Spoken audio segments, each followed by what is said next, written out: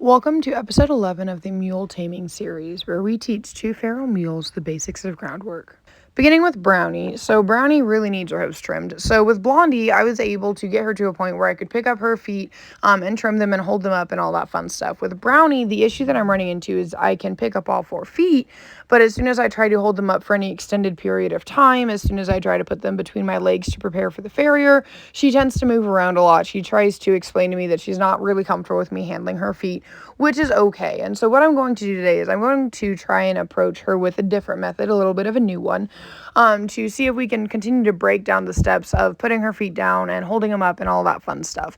Because the biggest thing is I don't want to get hurt, and when she starts moving around and communicating that she doesn't want me messing with her feet, she'll kind of like slam her hooves down, and it's just not really safe. So what I'm going to do, you can see right here that I have Brownie kind of somewhat tied to the tree. Again, it is just loosely wrapped around the tree. So if she were to set back or freak out or anything insane, then the lead rope would come loose and she would be able to get away. This is just another great way that I can continue working with her on standing tied.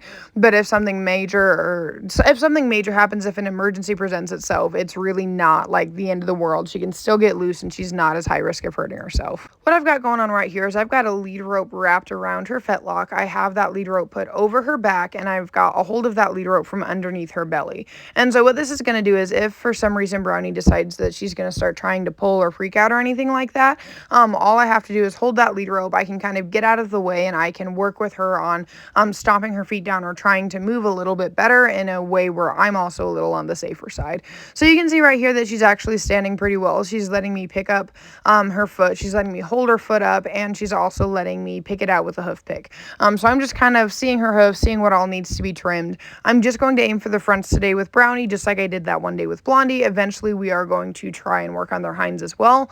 But for right now, again, we just try and break things down, work at her pace, and I don't want to push her or anything too far. I go to pick her leg up again, and so what I do is I pick it up with that lead rope. I take the long end of the lead rope that's over her back, and then I'm going to put it underneath her leg just so that I've got a little bit of a cradle. And again, if she decides to try and take her foot away or anything, I can get out of the way, but she's not really going to hurt herself. Like, if she really, really wants to get out of this, all she has to do is pull her leg hard enough. And again, I just do all of this for safety purposes because I don't want to hurt her. I don't want to get myself hurt, and so it's important to just take things slow and steady. So you can see right here that I start to nip away at her hoof with the nippers a little bit. Normally, I would prefer to have her leg in between my legs, but this is not quite the time for it. So I'm just going to start nipping away, trying to clean things up a little bit. I don't really go as far as using the rasp today because I just want to break down the process of being trimmed by the farrier step by step. But you can see that she's actually standing fairly well. She does have some tension on that lead rope, but she's kind of swishing her tail a little bit. But other than that, she's not really communicating that she's overly stressed out or freaked out. I'm able to trim up Brownie's right front pretty much in one go. Like, she doesn't really try and put her hoof down a lot or anything too crazy like that. So this is a good sign because this is showing that maybe this exercise may not be needed. Maybe I don't really have to use a lead rope to pick up her hoof and all that fun stuff. But overall, that does show that she's gaining progress and that she's at least a little bit more comfortable with me handling her feet.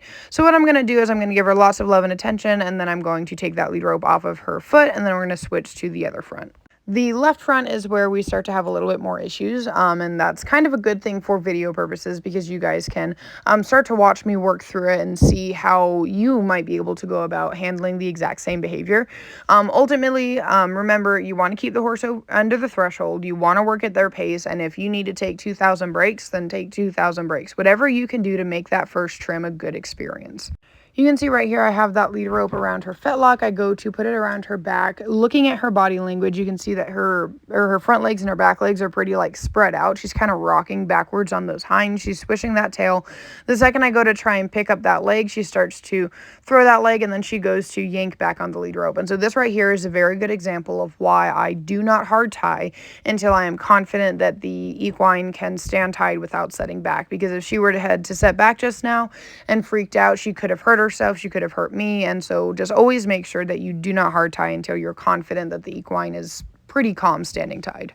So we're going to try this again. I'm going to apply some pressure with that lead rope. When she goes to pick up that leg, I'm going to hold it for a few seconds, and then I'm going to release that pressure. And I'm going to try and do this a few times just so that I can work with her on picking up that leg and holding it up. You can see again, I go to pick it up. She kind of goes to throw her leg. So I'm going to continue to hold that leg until she takes just a moment to breathe.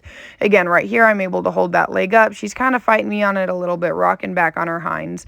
And so I'm just going to take a moment. When she takes a breather and she stops and stands, then I'm going to put that foot back down so that she can kind of start to get an idea of the fact that this really isn't all that scary. She started to freak out again. The camera unfortunately fell, so we're going to set the camera back up and I'll show you guys a little bit more. So you can see right here that I go to ask her to lift up that leg again. She goes to lift it up. She does hold it a little bit better. She's not trying to fight me as much, which is good. And so that just goes to show that kind of like the process I was working on, where like if she fights me, I continue to hold that leg up. When she stops fighting me, even if it's just for a brief moment, I'm going to let go of that rope, release that pressure, and let her put her foot down. So as I go to trim her this time, I want to remind you guys that when you're doing a first trim, like I've said before, you want to make sure it's a good experience. One of the ways that you can do this is if I notice that I'm working on Brownie's hoof and she starts to like try and yank it away from me, or she starts to get more worked up or more nervous, I'm going to take a moment, put the foot down, give her some time to rest and relax, and we're just going to continue doing this. You know, even if it takes me 2 hours to trim one hoof, that is what I'm going to do, because I want Brownie to understand that this is a good experience, that she's completely safe, and all of that fun stuff. And so it's just important to remember that oftentimes I don't always hire a farrier to do the first trims, just because first trims can sometimes take a while, and I don't want to be in a rush when doing that first trim. I just want Brownie to learn that it is okay to have her hooves handled. It is okay to be trimmed, and in this moment, it is necessary for us to trim her hooves. After we get both of her front hooves cleaned up and trimmed up a little bit, I'm going to take a moment to just love on Brownie, give her all of the attention I possibly can, just to show her that she's safe, she did a wonderful job, and I'm very proud of her. Moving on to Blondie. So one thing that I have learned with Blondie that you guys have seen is that when I'm introducing her to new things, such as a saddle or a surcingle or a pad or anything like that, she has a tendency that she doesn't think before she reacts. She just reacts and tries to bolt and run away. And so what I'm going to do is, because I'm going to introduce her to the saddle and the pad, I'm going to take her into the small pen, just like I did with the surcingle, so that I can slowly work with her on getting used to the saddle and the pad without like freaking out about it too much or anything like that. Because then if she does try to run away or anything, I can still have a hold on the lead rope. I have a bit of a better handle on her than in the round pen, which is definitely a bit bigger. So I'm going to try and break down the saddle and the pad into more steps, because I learned a lot about Blondie and how she tends to respond to new things when I was trying to get her used to the surcingle and the plastic bag. And so I want to make absolutely sure that I can break things down even more, and I can hopefully just try to avoid Blondie feeling the need to bolt or escape from me in any way, shape, or form.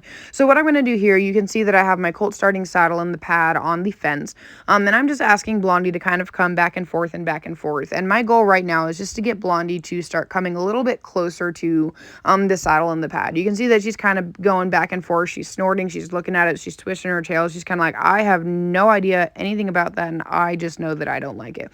Right here, I'm able to get her a little bit closer, so then we're going to progress. Now I'm going to work with her on standing tied next to the super scary saddle.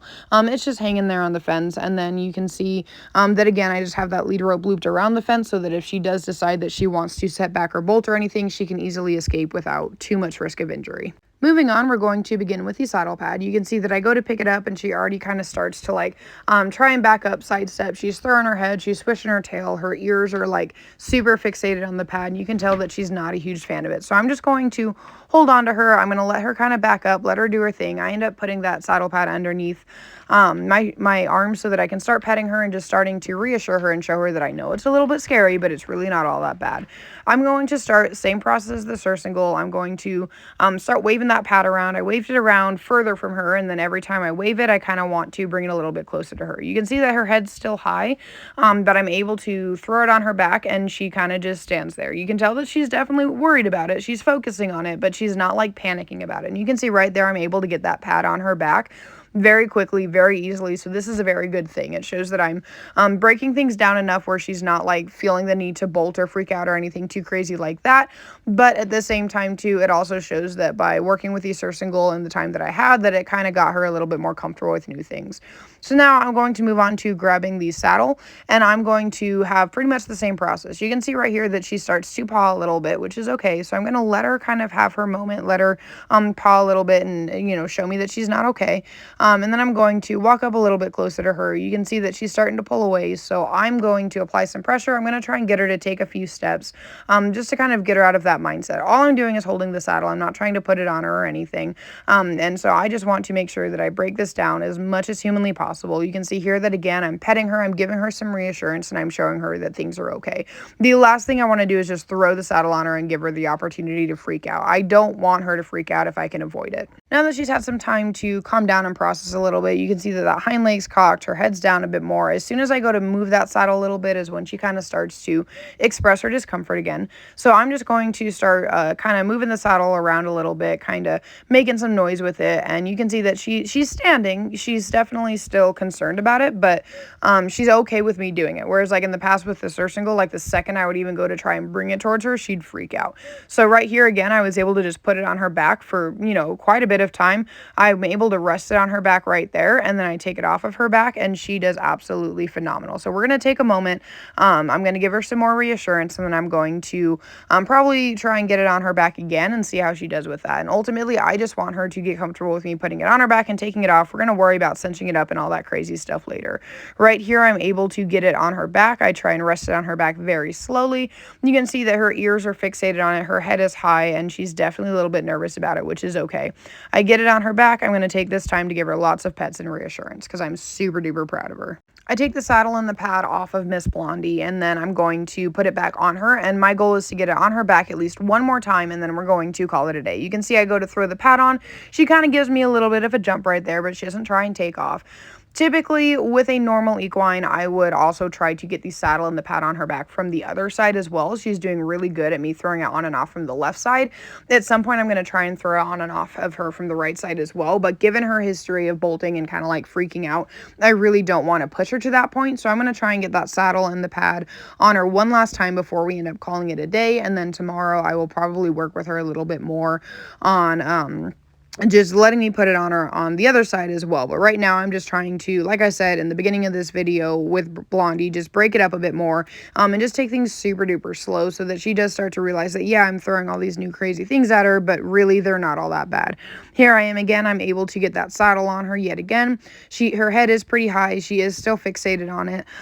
But you can also see that that one hind leg is cocked, so that is also a good sign. So I'm going to take some time to reassure her, give her lots of love and attention, and just show her that she's doing a phenomenal job. And because she's doing so well, I'm going to take the saddle off of her one more time, and then I'm going to call it a day.